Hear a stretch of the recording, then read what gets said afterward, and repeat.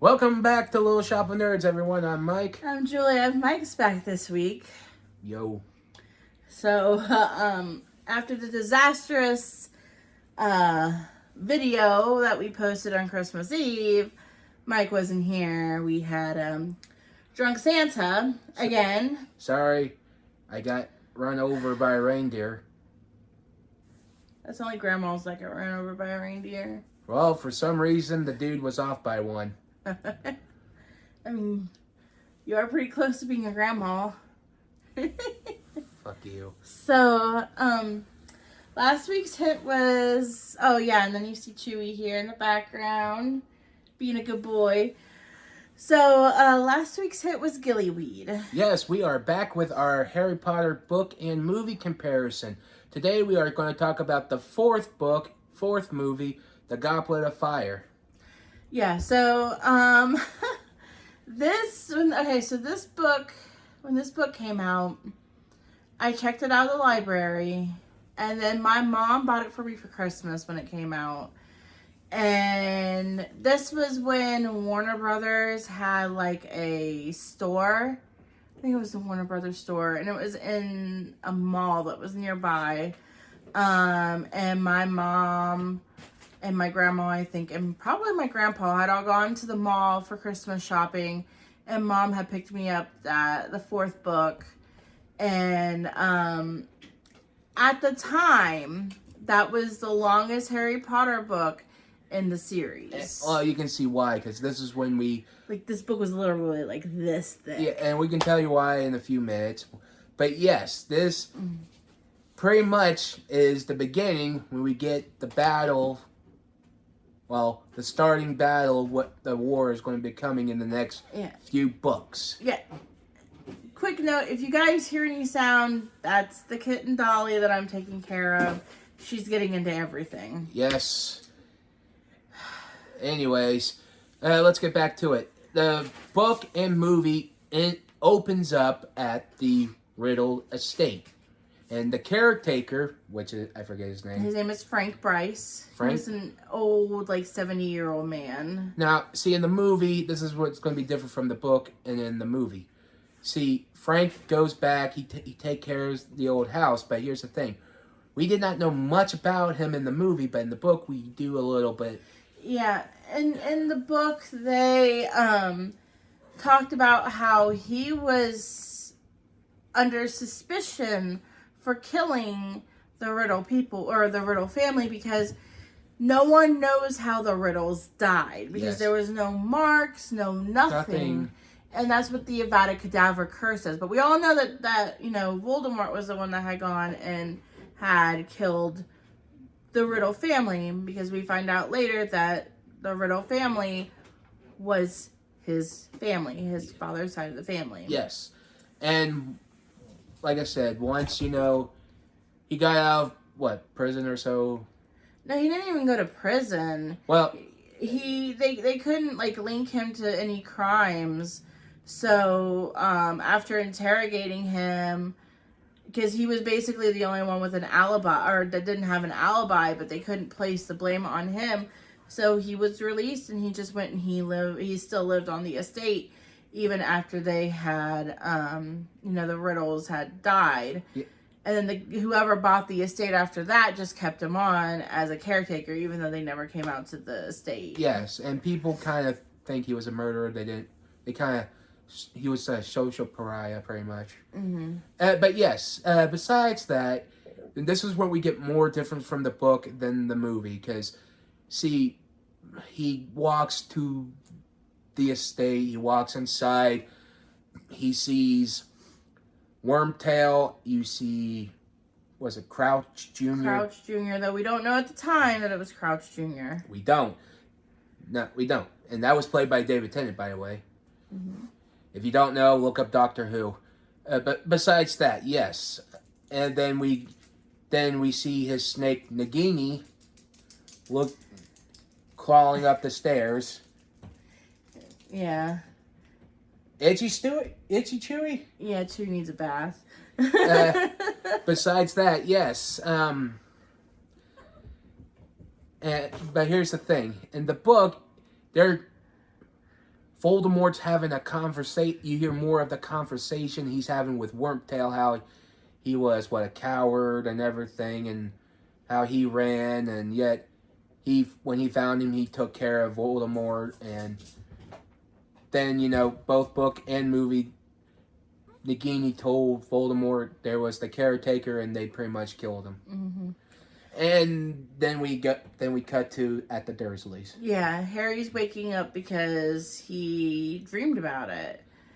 And he woke up, and I do believe it was his birthday. Well, like I said, this is the difference between book and movie. In the movie, we see him, he wakes up at the burrow, but in the book, he's at his aunts and his uncles. Yeah, they really cut out a lot of it because he was still at the Dursleys, and then what happened was they were coming to get him to take him to the Quidditch World Cup.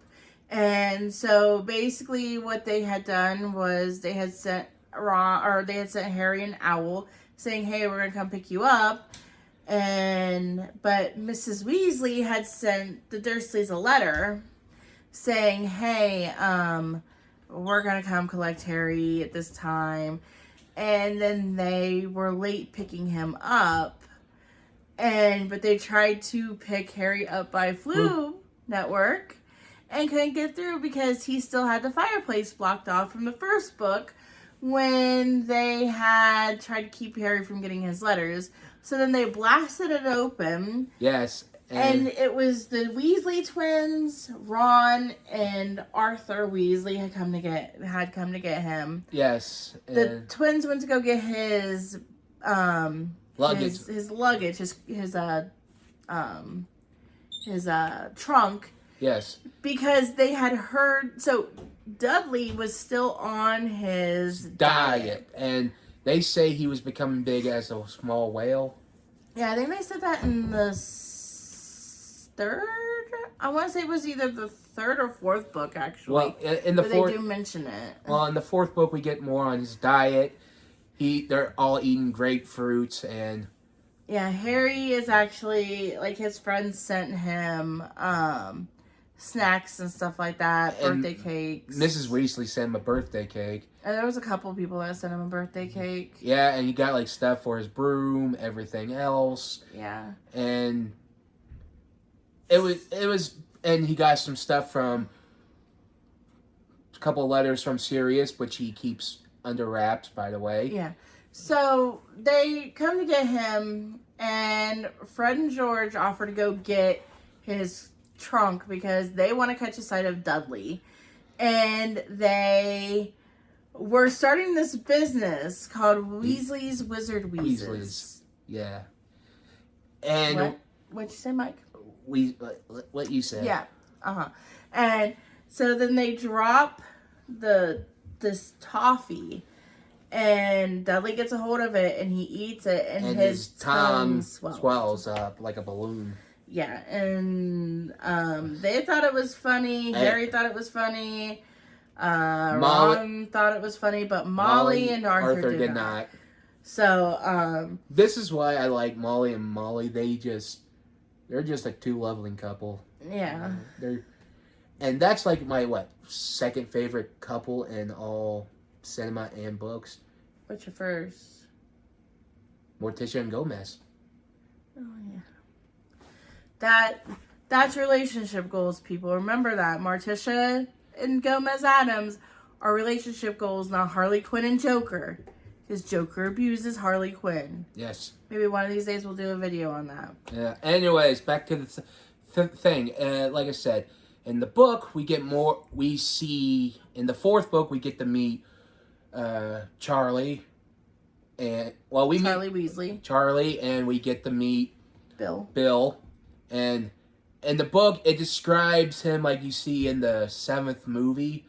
He does have long hair, but it doesn't say he had. In the book, he says he has an earring.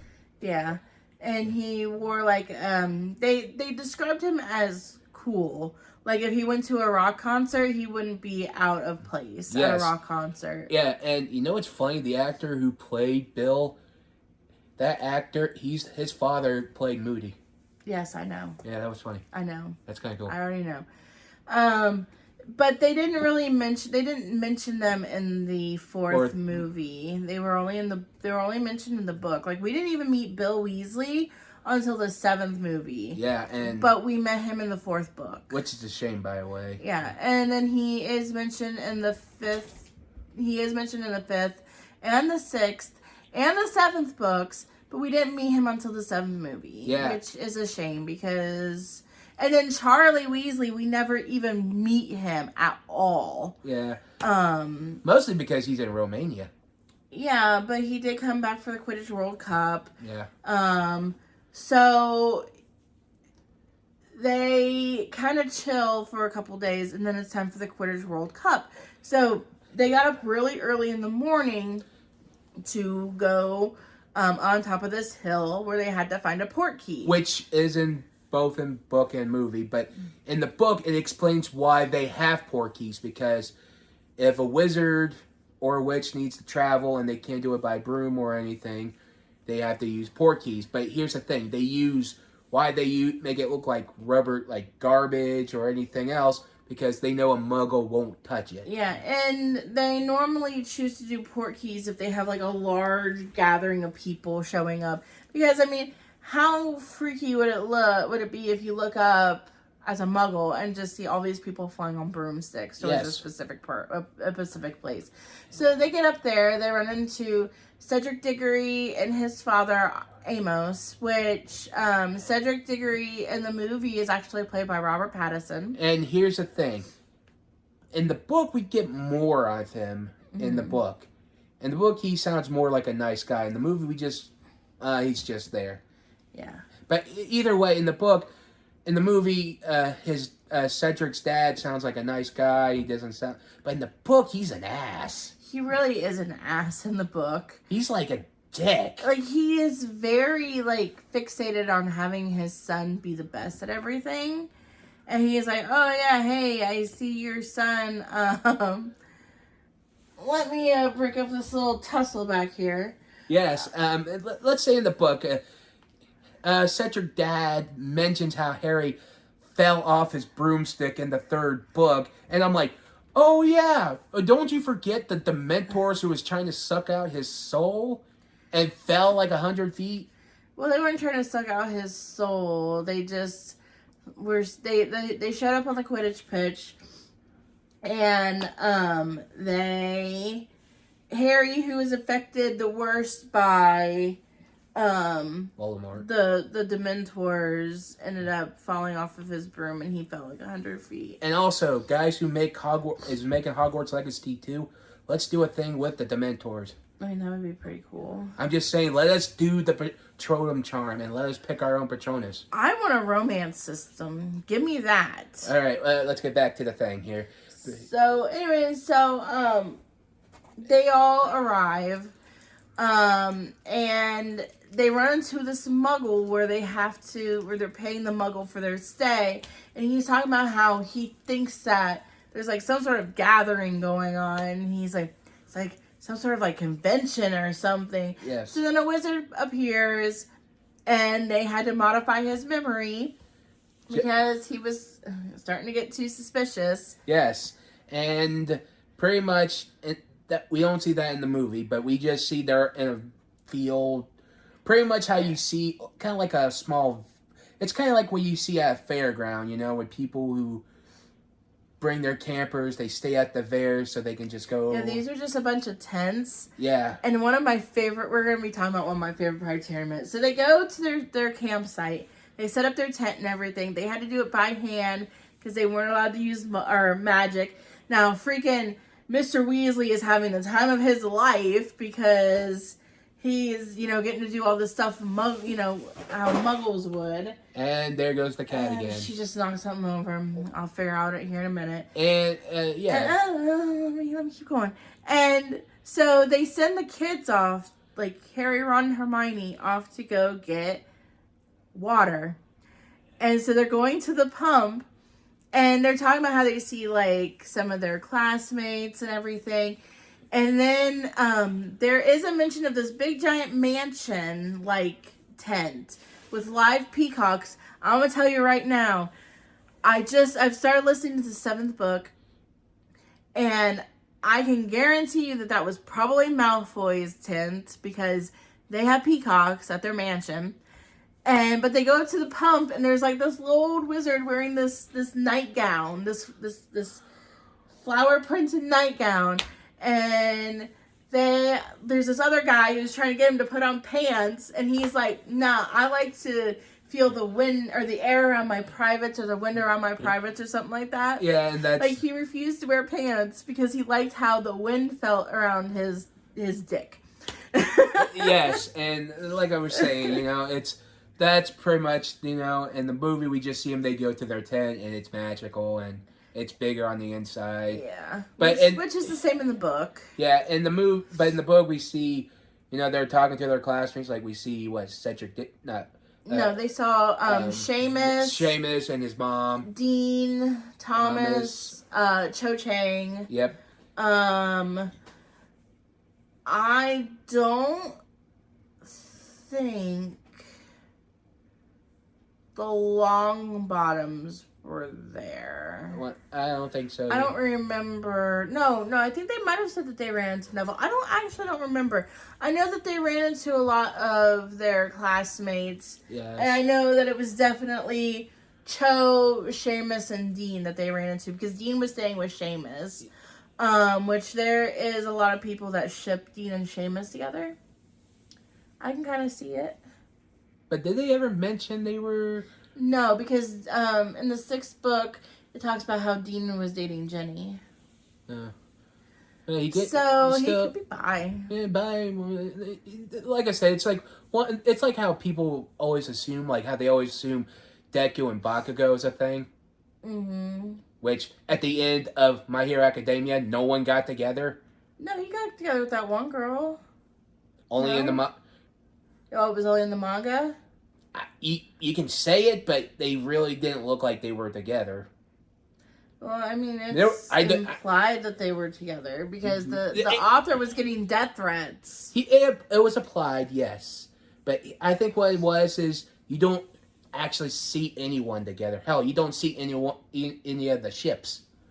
Yeah, but the author was getting death threats for it. Well, either way.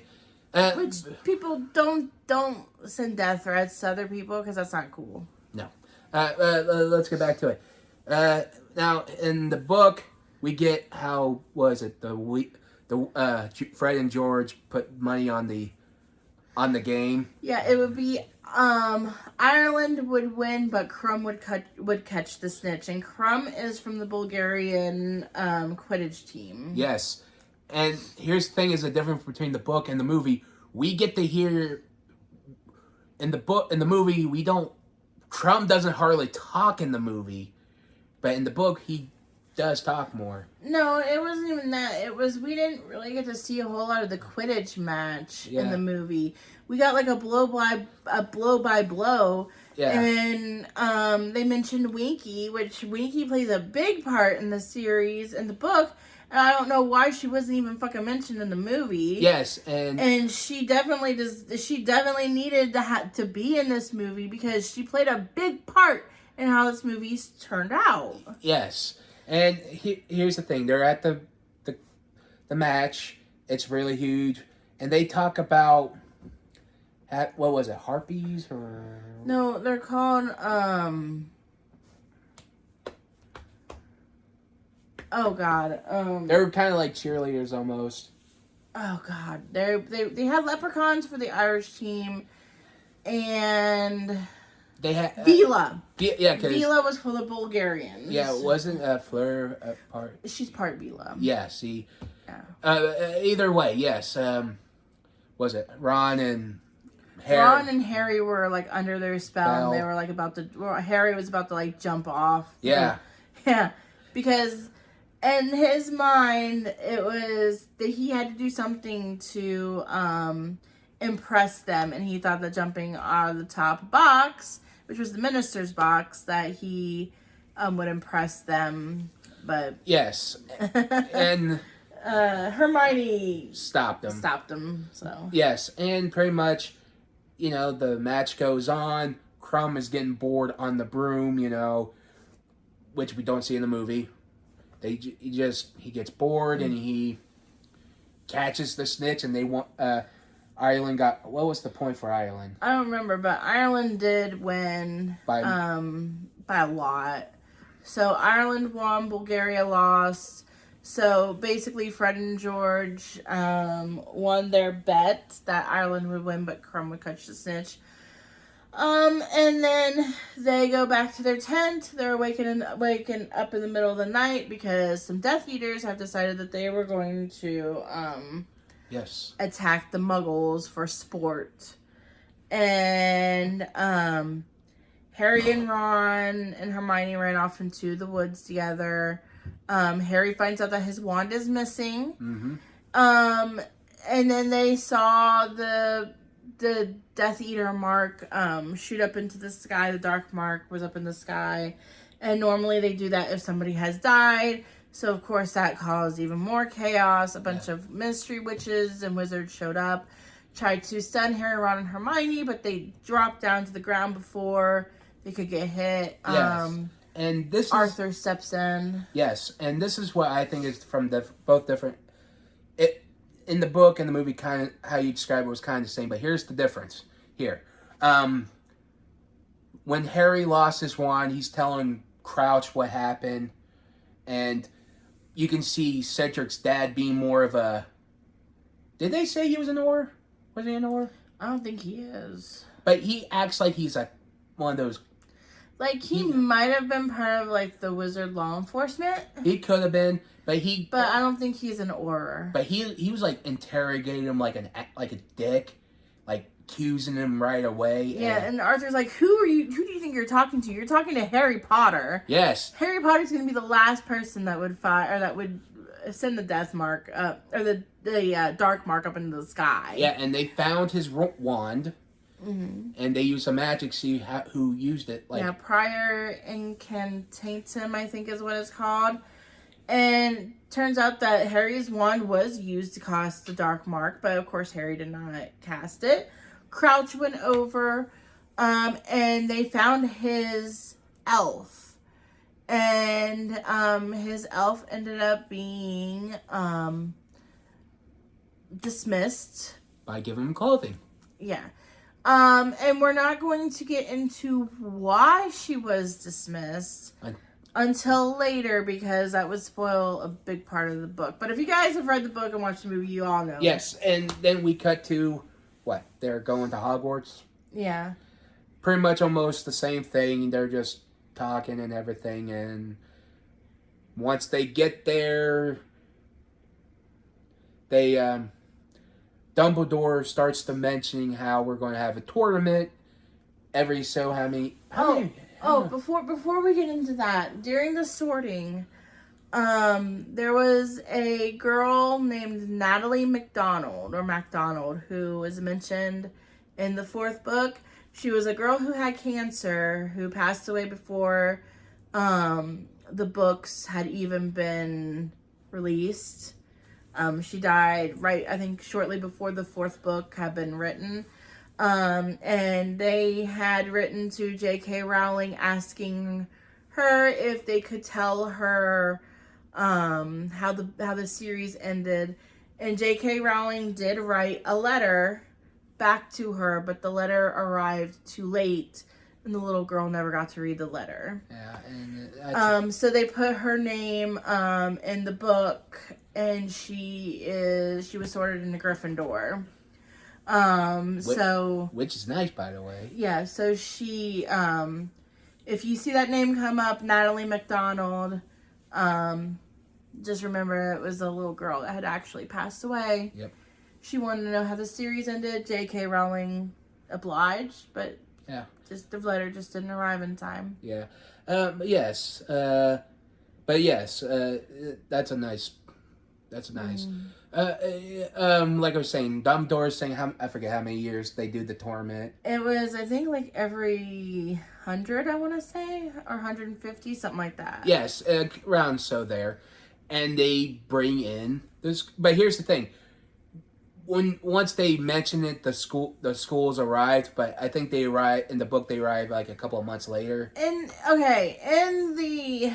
the books, they arrived on a little bit before. No, they arrived on Halloween. Yes. And in the book or in the movie, they had them arrive on on September 1st. Now, this is the problem I have with this part. Beauxbatons, which is from France, their school was all girls. Mm-hmm. In the book, they're not. Yep. Because it is mentioned later on in the book that there are boys. Well, we will get into that when we get to that part. But there are boys at that school. It's not just an all-girls school, but they made them all female for some odd, dumbass reason in the movie. And also, they made Durmstrang all boys. But also, that's not true either, because it mentioned that there was at least one girl, one female, that was with them, because she was the one that pointed Harry out to Crumb when they were leaving the Great Hall after they had arrived. Yes, and didn't they also mention their boat is? Yeah, their boat. They had a boat that they slept on that was out on the Black Lake. And then the Beauxbatons, they slept in this carriage that looked like I think they said it looked like a frosted pumpkin or something like that. Yeah, and their horse is really big. Yeah. And I mean, but we're getting ahead of ourselves. Yes. Here. Yeah. Yeah, so Dumbledore's talking about how the Triwizard Tournament is happening. And then he says you can only be 17 or older to enter. And the reason why is because in the movie they didn't explain much. They just say it's just dangerous. But in the book they explain how the tournaments can be dangerous. You can get killed easily. They say people lost their lives during it. Yeah, and then they had taken precautions to keep people from dying during this tournament. Because a lot of people had died before, and but they also put an age restriction just because they didn't want the younger kids to, because of the deaths and stuff like that. Oh, before we forgot to mention, Molly and Arthur knew about this ahead of time. Oh, yeah. But they kept saying, what's going on? They're just like, oh, you'll find out sooner or later. But they also were getting people, their sons, and dress robes. And here's the thing, and they were like, why we need them? And they explained why, but not explaining. But Molly took Harry's money to buy his dress robes, and they were green.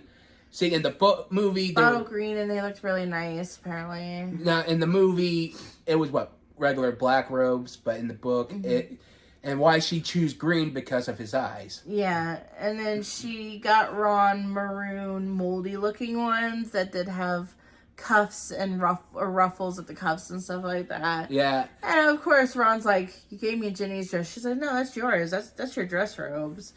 Yeah, see, in the movie, they just came through the mail. Yeah. It was just dumb. Yeah. So, they just start... So then the new Defense Against the Dark Arts teacher arrives, which is Alistair Moody. Yeah, and... He is an ex-Auror. And here's the thing, in the book, they mention him, a little bit in the beginning of the book, saying how he almost killed someone, and because you need to know one thing, in the book, we know, and we'll tell you, Moody doesn't trust some people, and you can see why, because he's an ex-Auror. He put away the most evilest wizards, and that eye of his makes him see almost everything. Yeah, he has one eye that's electric blue, and it sees everything. He also only drinks from a flask, which plays a large part later. Yes, and we'll mention that later on. So, they just start their classes. It's fourth year. They have their first lesson with Moody. Moody shows them the unforgivable curses. and Neville freaks out during this lesson because one was the Crucio. yeah, the Cruciatus curse, which we can't really talk about because we don't really like hear about it until much later. So there's a reason why he freaked out, but we're not going to mention that right now. Yeah, and he does mention the curses. Yeah, so they see all the curses. And he said, I think in both book and movie, he says there is only one person who survived the killing curse. And he's sitting right in front of me. Yeah. So then, the 31st shows up, Durmstrang and Bobattens show up, and then they start putting names into the Goblet of Fire, because the Goblet of Fire is the one that chooses who, gets to participate. Well, Dumbledore had put what he called an age line around the around the perimeter of the goblet.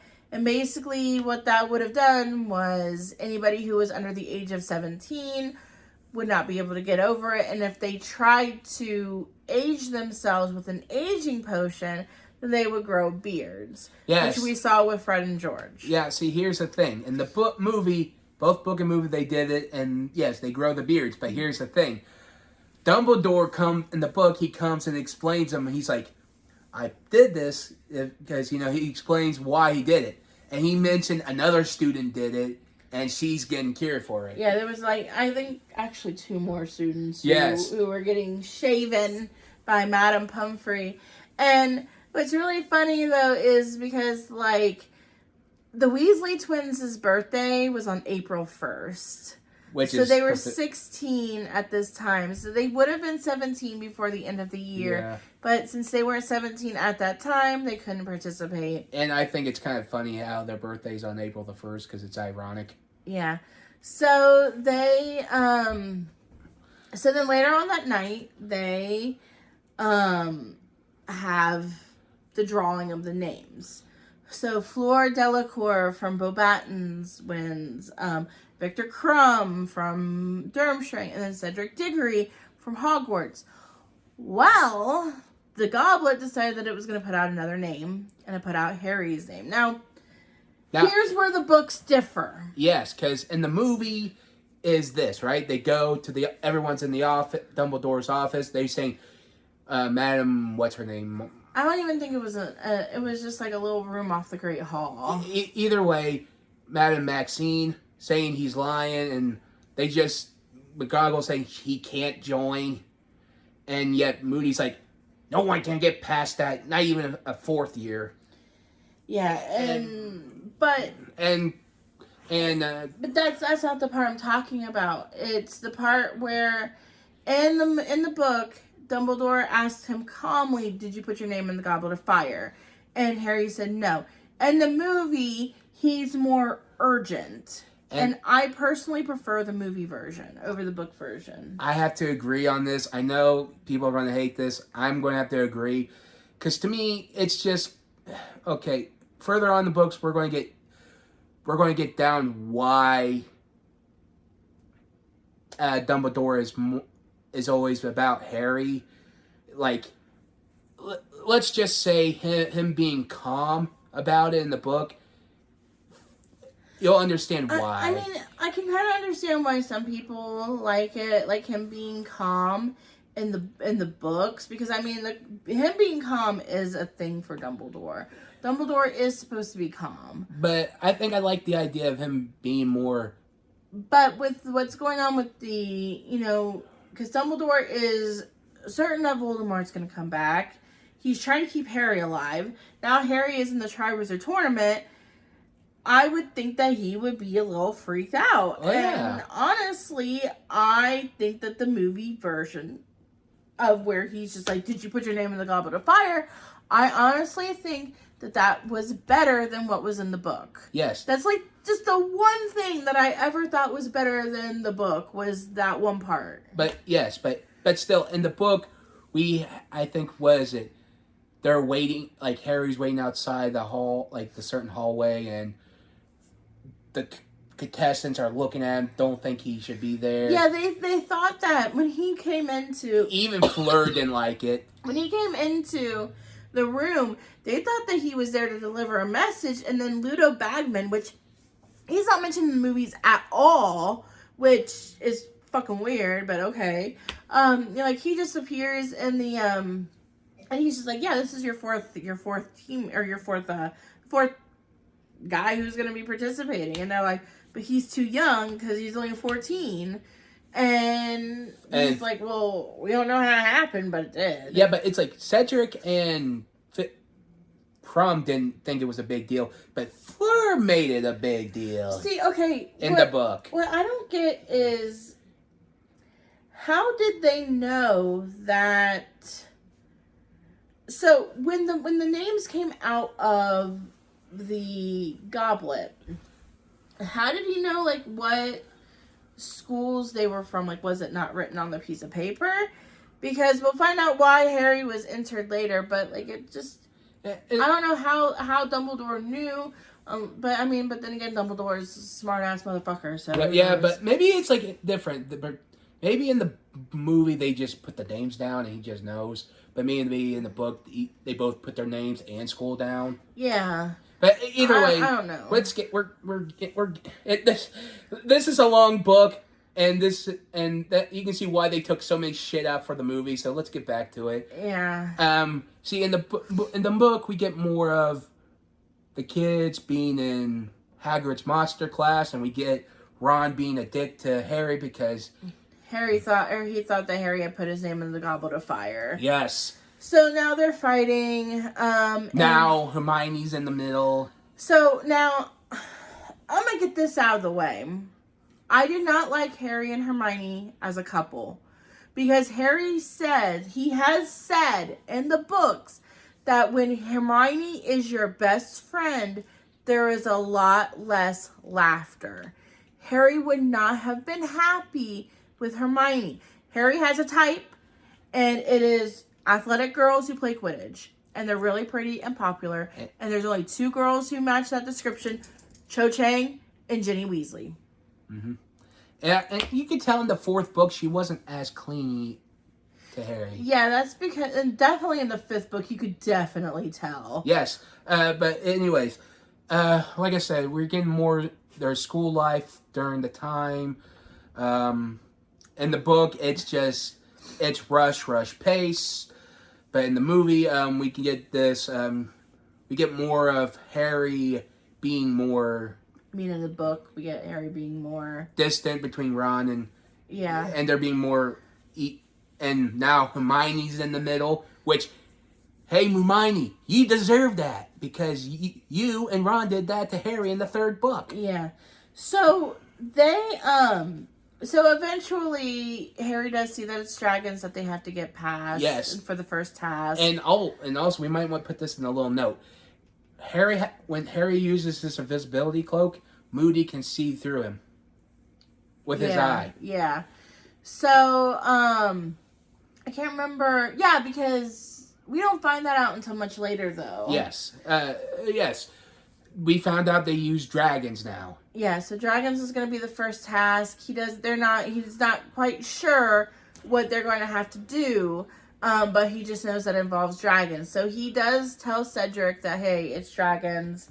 And then the first task arrives. And then they find out that they just have to get this golden egg from their dragons. Oh, and also, Charlie was there delivering those dragons. Yeah, he was there with them, with the dragons. He's like, I don't understand why we needed nesting mothers. Well, now they understand why. Yes. Because they had to get this golden egg. Yeah, and also, what was it? Hagrid keeps saying they're great creatures to Charlie, and Charlie's like looking at him like he's nuts. Yeah. So, and Madame Maxine likes him. Yeah, so they had to reach into this bag and pull out like this little like action figure dragon of the dragon that they would have to see, and it had like a number around their neck, so they knew who was going first, second, third, fourth. And of course, Harry gets the most dangerous dragon, and he's going last. And it's the Hungarian horntail. Now in the book, it describes that black scales or something. Something like that, yeah. So he does do the whole flying thing, but not as extensive as it was in the book, or Yes. as it was in the movie. He didn't like fly out of the stadium and have the dragon follow him. None of that shit. None of that shit. I think they did that because they wanted more action. Yeah, so he does manage to, I think he got the highest points, or he did get some pretty decent points. Yes, and now I think he was tied with or he might have been second. I can't remember. But either way, once you guys ate, after that, him and Harry made up, and yeah, Ron and Harry made up. Yeah, see, in the book it was longer. Their fighting was longer, but in the movie it was shorter. Like I said, long book, short movie. You get the point. Short scenes. And now we get to the part where they're trying to figure out the second task. Now, here's the thing. The second task takes a while in the book. Yeah, it wasn't until February. Yes. So Harry, this was like happening in like November. So Harry's like, oh, I got all the time in the world. Because before the the second task, they had the Yule Ball. Yes. Oh, before that, we also get to see a familiar face. A former house elf. Oh, Dobby. Yes. See, in the fourth book, Dobby is he's a free elf, but he helps around the Hogwarts. Yeah, they didn't mention Dobby at all in this movie. No.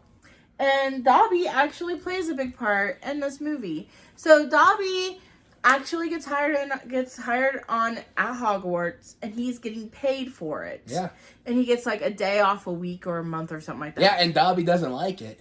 No, Dobby does like it. Dumbledore wanted to like give him like a lot of time and like a lot of money, and Dobby's like, no. He's like, I like working more. So he gets paid like, I think like 1 galleon a week or something like that, and then he gets like 1 day off a month or something like that. Yeah, and we also see what's her name? Winky. Winky has arrived is also working at Hogwarts, and she doesn't like it, and she mentions about her master, and they say he's a dick. Why would you want to be with him? And she's mentioning not him.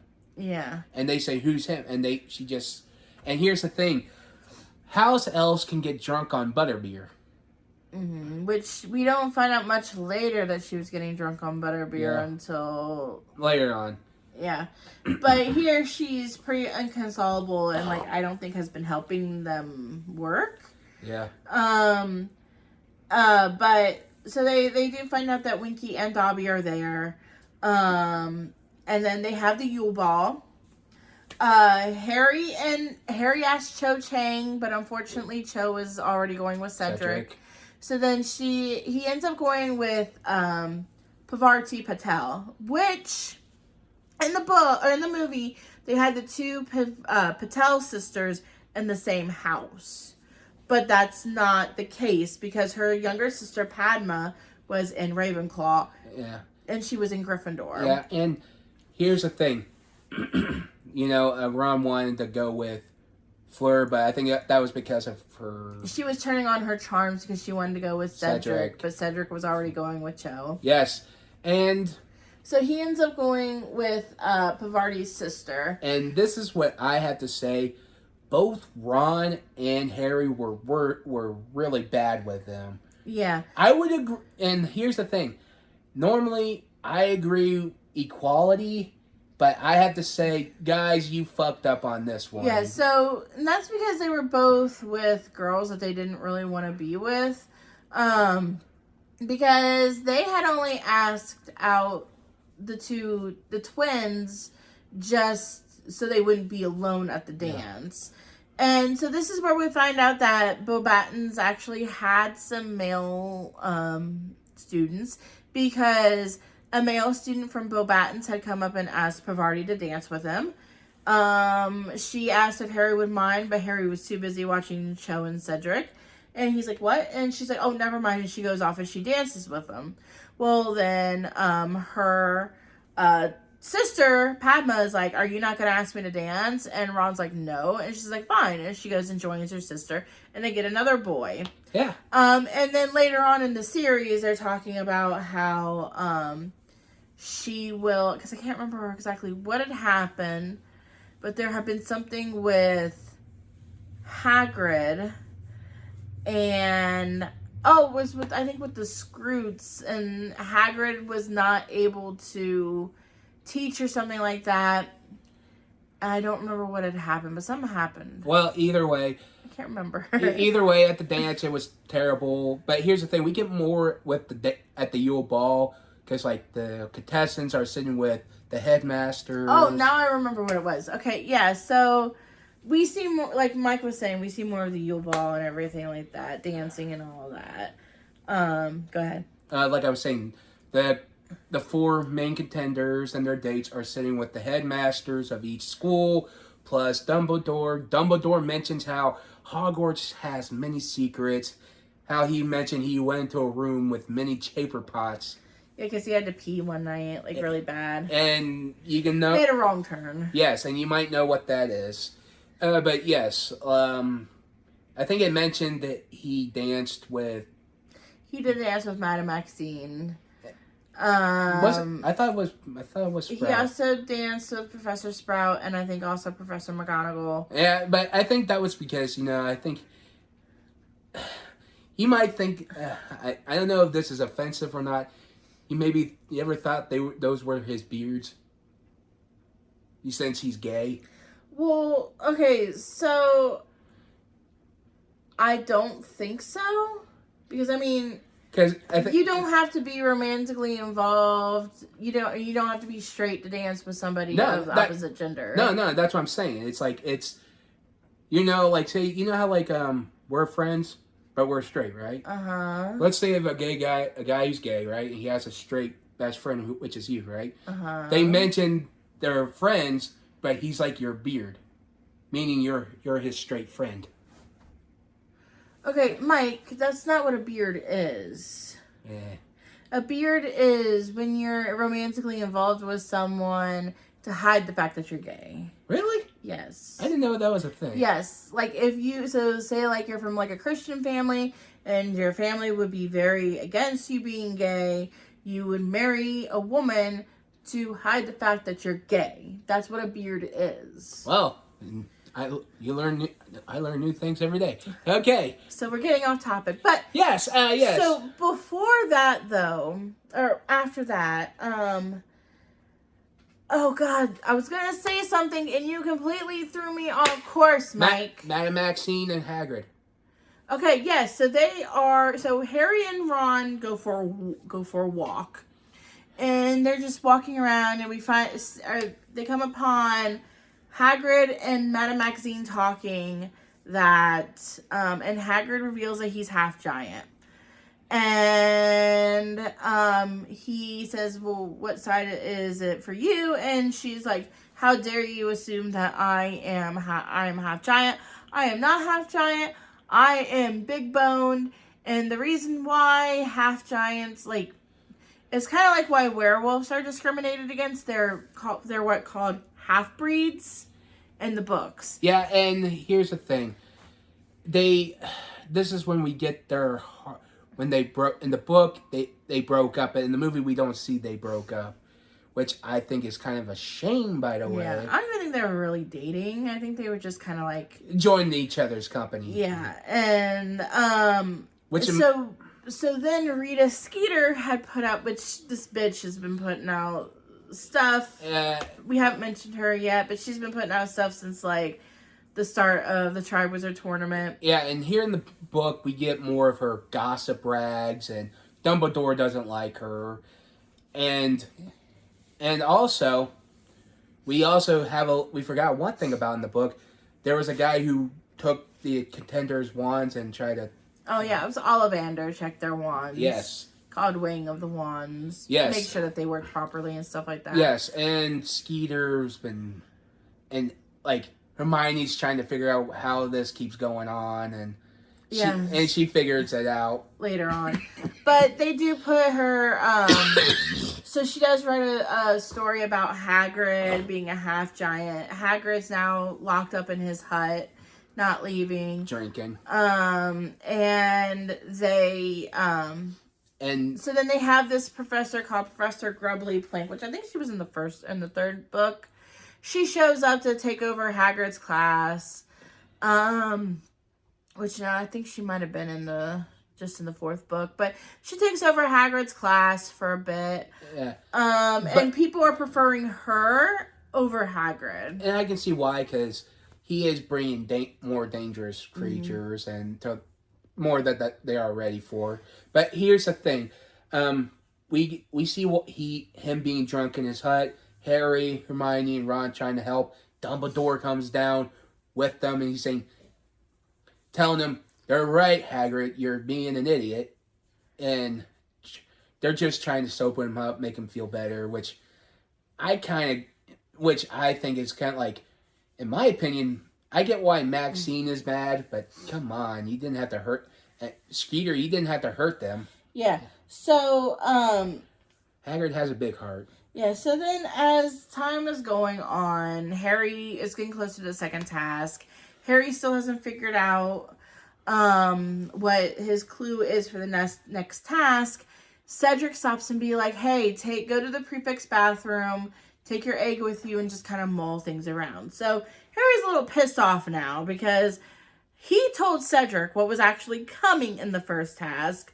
And Cedric's just like, hey, go take a bath and take your egg with you. Yeah, and then tell him what to do. Yeah, then we get both book and both book and, well, in the book, Harry used his invisible cloak to go through the halls and try to be... Yeah, because he does it after hours. And here's the thing. In the bathroom, Myrtle shows up, both book and movie. And let's just say, in the movie, she's more seductive. She's more flirtatious in the movie, and I hated it. Yeah, but in the book, she's just still blubbering. Yeah.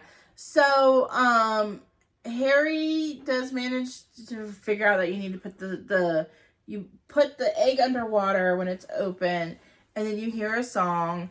And it said it took him like 3 or 4 tries to like go underwater and come back up before he had it memorized. And then he realizes that there are mermaids in the lake. But the mermaids, and they're taking something that belongs to them, and they only have an hour to find it. So, Harry starts researching on ways to breathe underwater for an hour. There was no way, like he couldn't figure anything out. Yeah. Now, this is where the books and the movies diverge again. In the book, Dobby is the one that gives him gillyweed. In the movie, it's Neville that gives him gillyweed. But here's the thing. Neville grew gillyweed. Yeah, but Dobby had stolen gillyweed from Snape. And here's the thing. Once Harry got his gillyweed, they go into the lake. Now, in the book, it's different. I think it's more different than in the book than in the movie. Because I think it mentioned that mermaids looked a little... I don't remember. Yeah, mermaids don't look like what we think the mermaids look like. Yeah. But Harry gets there first. He tries to save Hermione and Ron, but they would not allow him to save Hermione and Ron. So he does manage to save, or he cuts Ron, from his, he saves Ron. But then Fleur never showed up. Cedric came and got Cho. He was second. Third was Crumb, who came and got Hermione. And Fleur was not showing up for her sister. So Harry takes the little girl, and they go up to the surface. They break the surface of the water. They are definitely over an hour, outside of the hour time limit, because Cedric was outside by 1 minute. Harry would have made it back first if he had not stayed to make sure all the champions or all the hostages were saved. Yes. And also in the both book and movie, Crumb head did turn into a shark. Yeah. But the reason why he didn't turn into a full shark, because he wasn't good at, what was it called? He was transfiguring his head to be that of a shark, and he wasn't very good at it. It was incomplete. Yes, But then in the movie saying Harry got first place because he rescued 2 people. No, In the it movie, was he got point. Okay, so in the both book and movie, Harry got a lot of points for moral fiber for making sure that all the hostages were safe before he left. So, but in the book it mentions like even if you didn't get him, we would have still got him. yeah, I mean, same would have been in the movie. Like that was just Ron being like, "Why did you do that?" Like we would have been fine. Yeah. But Ron did mention saying we knew what was going to happen. Yeah. So they Harry's now tied in first place with Cedric Diggory. Yes. And then they had some time before the before the third and final task. Yeah, before we mention even more, in the movie, Harry does talk to Sirius in the fireplace that one time. Mm-hmm. Remember? That was when him and Ron were fighting. Yes. Now here's the thing: in the book, he secretly comes back. That's right. Yeah. Comes back to Hogwarts in his dog form, and he's going to see him go through the last tournament. Yeah. Well, he was back before that too. Yeah. And then when they went down, because they did go back down, I think because they. Before the third task, they went down, they saw that they were changing the Quidditch pitch into a maze, and Crouch shows up, because Crouch had been missing for months at this time, and no one knew where Crouch was. And he had shown up at Hogwarts, and Harry and Crumb, because Rita Skeeter wrote a article about Harry and Hermione being a couple, but she was 2-timing Harry for Victor Crumb. Yes. Because Crumb had asked her to go to visit him in Bulgaria over the summer. Yeah. Okay, now, guys, Crumb is at least 17, 18 years old. Hermione is, at this point... 14. 15. Okay. Because her birthday's in September. Okay, yes. 15. Either way. So, if he's 17 and she's 15, it's not so bad. Once we get up into 18, then it starts to get a little iffy. But remember, 17 is full-grown adult. Yes. In the Harry Potter world. Yes. Okay, either way. Back to it. Also, we also forgot to mention the fake...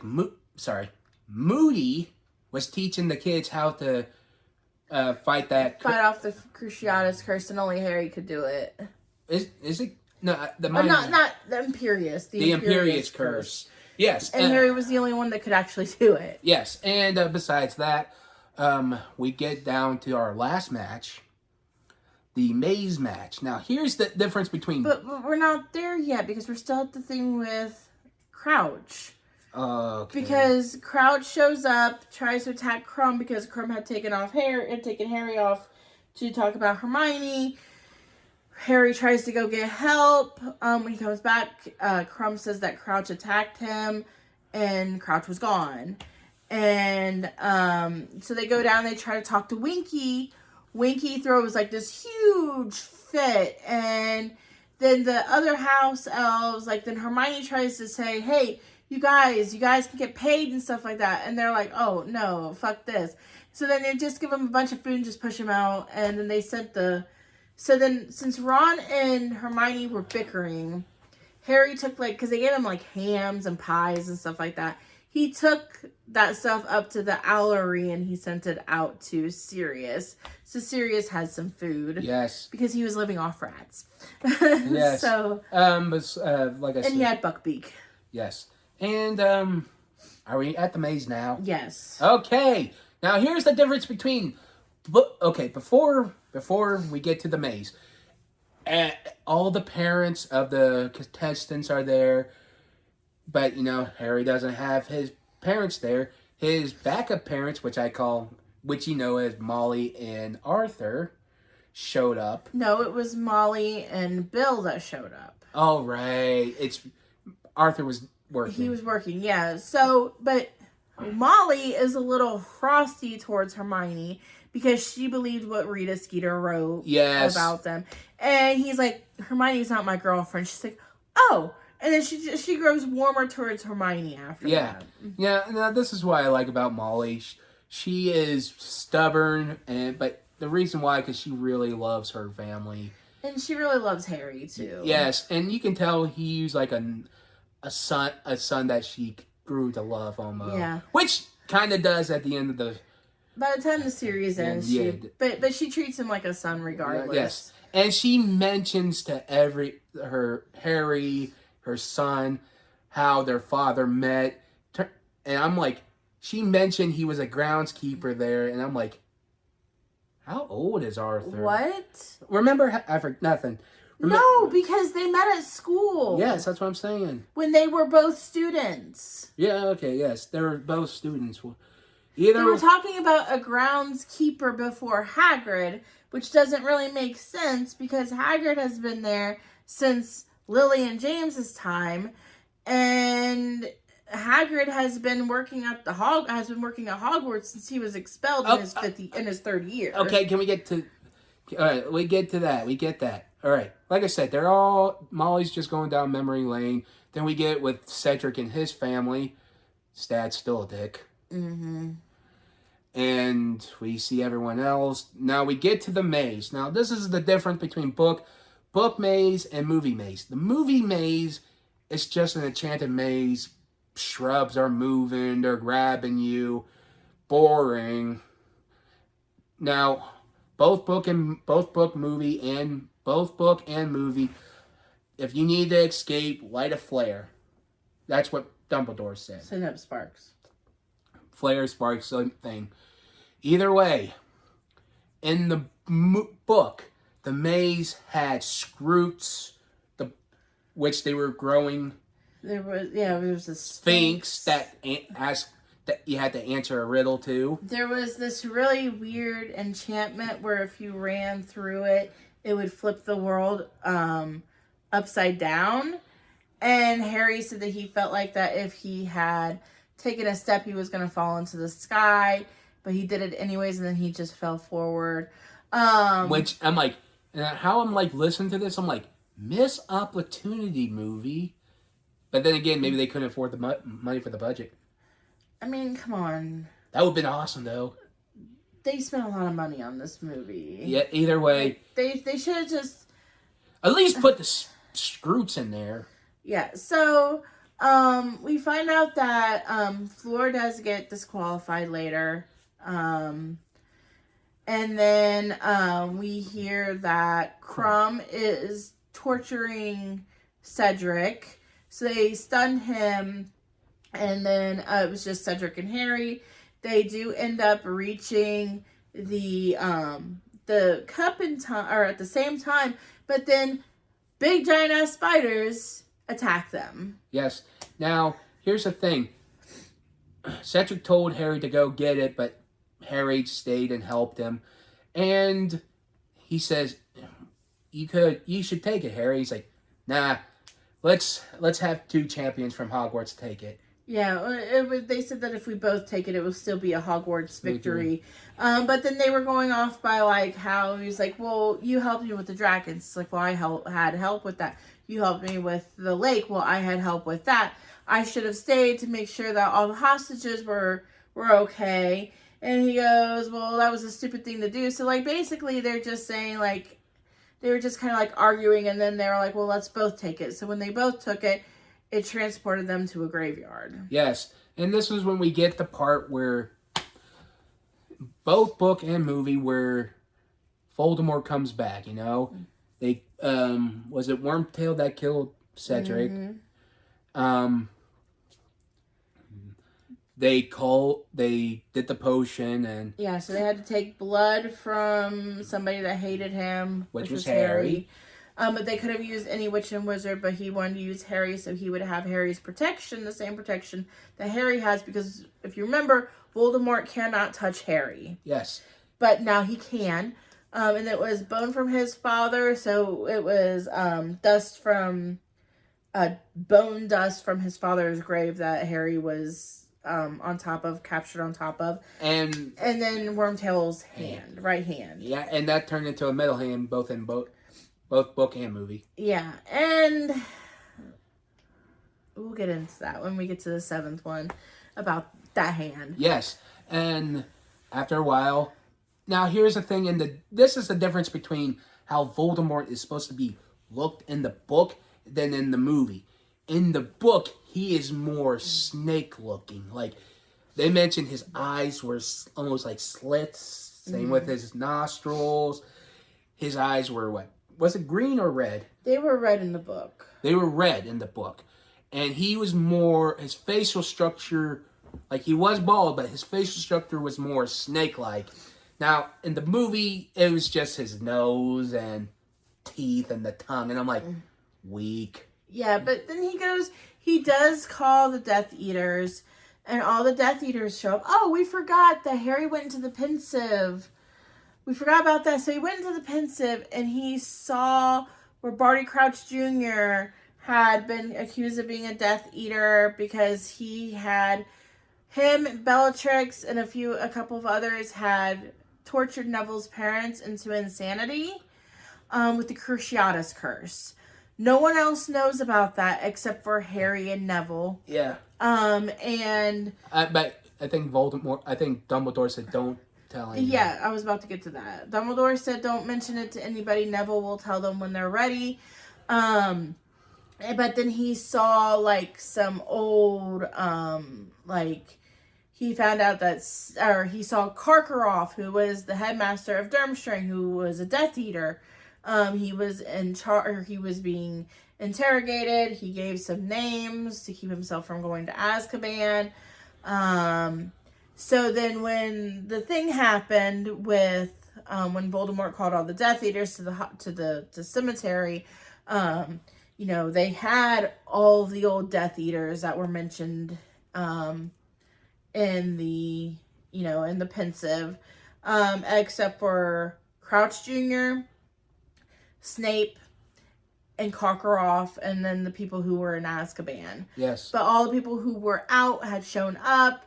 But Voldemort does this whole monologue about what was happening, what was going on. Now, here's the thing. In the book, his monologue was long. And half the time I'm like, get to the fucking point, man. Oh, I loved it.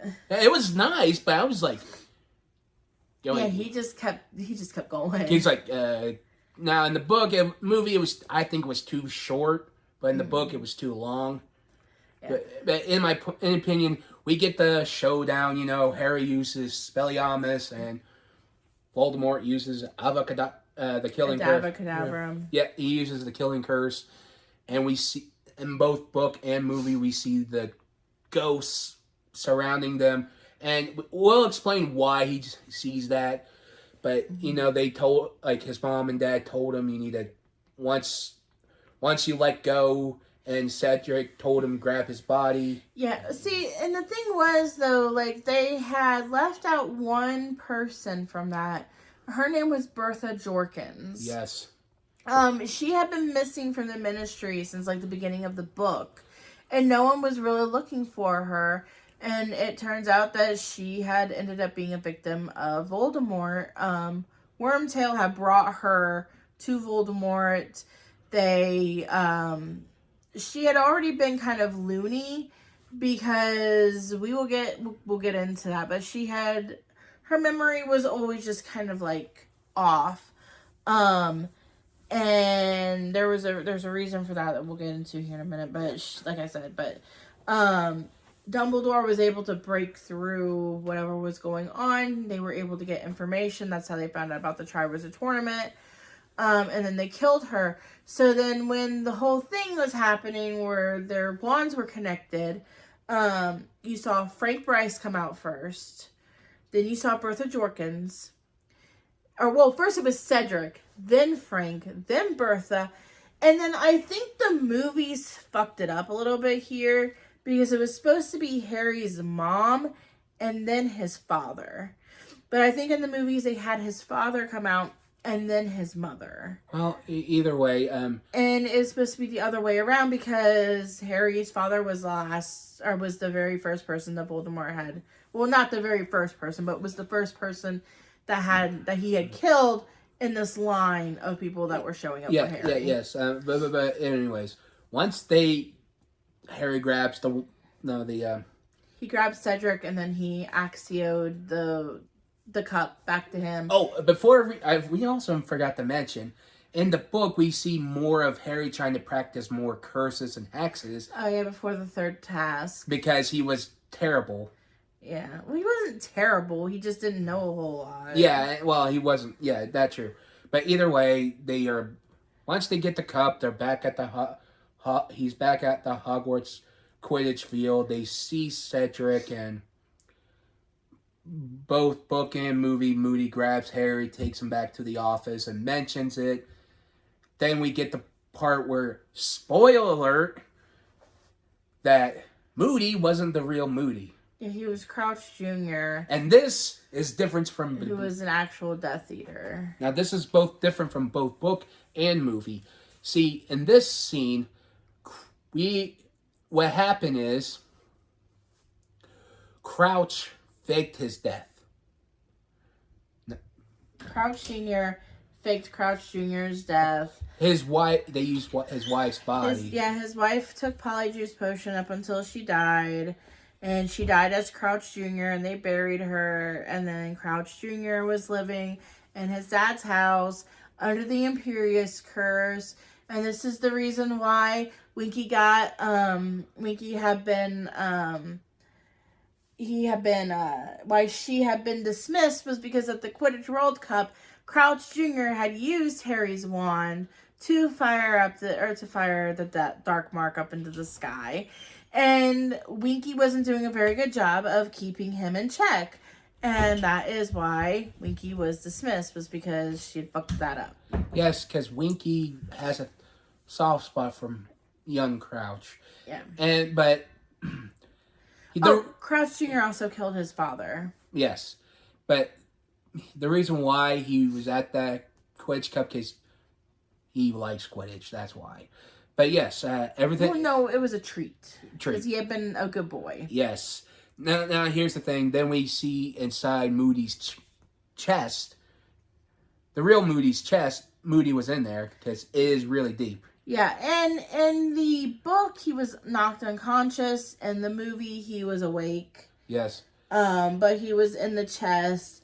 And then they found out that Crouch... or the fake Moody, was the one that had been stealing supplies from Snape's private stores. Yeah, and you know what's both book and movie? We don't see much of Snape. Yeah. So, but they take Harry to the hospital wing, or after they save him. Yeah. They take him to Dumbledore's office first.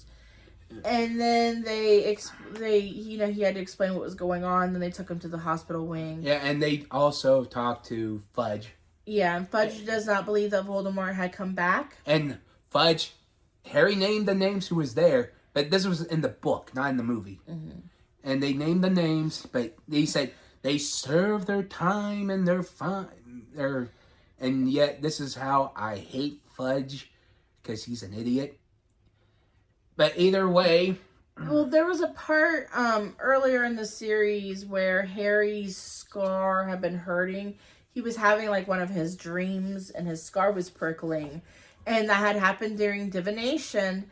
And Rita Skeeter had somehow caught wind that Harry stormed out of his class, claiming that his scar hurt. So now they have framed him as being an unstable person. Yes.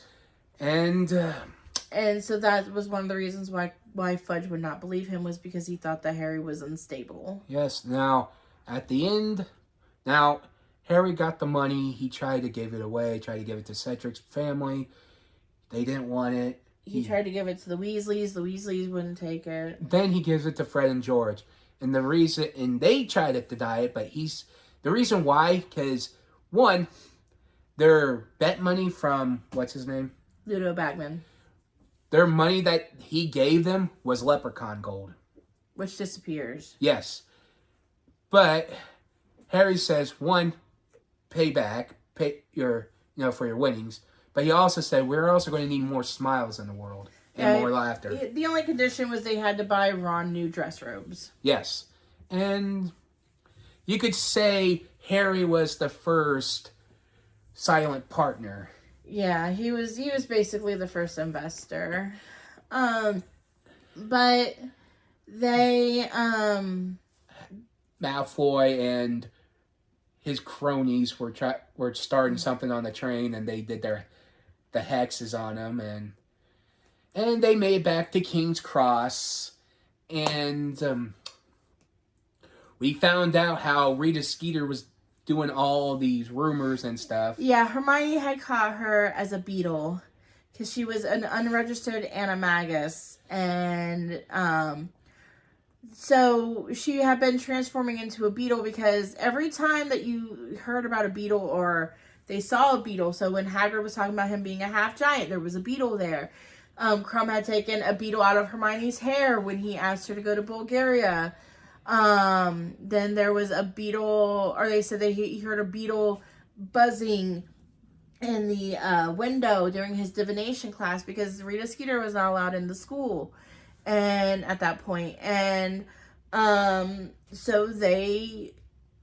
Hermione had caught on and had caught her in a jar, and she told Rita Skeeter that she would let her out once they reached London, and she had to keep her quill to herself for a year, or she would reveal that she'd turn her in. Yes. For being an unregistered animagus. Yes. And in the movie, I think it just ends with everyone leaving, and that's it. Now, how can I say... And sorry if this is a long video. This is a long book. It was a long book, so sorry about the length, guys. We had to get through everything. There was a lot. Now, here's this thing. This is why we had to keep going back both difference between book and movie, because in the fourth book, it had a lot more that the movie could do. But, fun fact, the fifth Harry Potter book is the longest Harry Potter book in the series, but it's the shortest movie. Yeah, you're right. So, there was a lot that they had left out of Goblet of Fire, but it definitely is not the shortest movie out of the series. It was actually Order of the Phoenix, that's shortest. Yes. Now, I consider this book a 10 out of 10. Oh, God, yes. And the movie, 8 out of 10. Yeah, give it a 7. Yeah. 7 out of 10. Just because I grew up reading the books, I've read these books. These books I know like the back of my fucking hand. Yes. Now, like I said, y'all, pick up the books, read them. If you have read them, read them again. If you haven't, get on Audible, get on Amazon. Libby, you can find the books on Libby. Yes. Libby is a free library site that you just use you can use your library card online and you can check out books. You check them out, they're about 21 days that you check them out. Libby is a good one if you don't want to pay for Audible. But they're on Audible, Amazon, basically anywhere. Yes. And like I said, just one of those. Non-sponsored, but hey, if you do want to sponsor us, hit us up. Yeah, like this is definitely a great series and if y'all have never read it, you're missing out. And once we're all done with the comparison, we'll make a playlist, and I think I already have the playlist up. Oh, we got that up. I just have to add this to the playlist. Once we got that all up, we're going to keep doing what we can. Yeah, we're going to do all 7 books. Now, stick with us, and hopefully, like I said, I get it's a long video, but hopefully you try to get through half of it. All right, what's our next hint tomorrow, Jules? Next week's hint is Hi-Ho. All right. We're going a little retro. Yes. I can't wait to talk about this one. So, if you guys think you know what it is, put it down in the comments below. Just remember that it's not anything new. Yep. So it's old. From the 30s, I think. 30s or 40s. Yeah. So we will talk to you guys next week. Bye. Bye.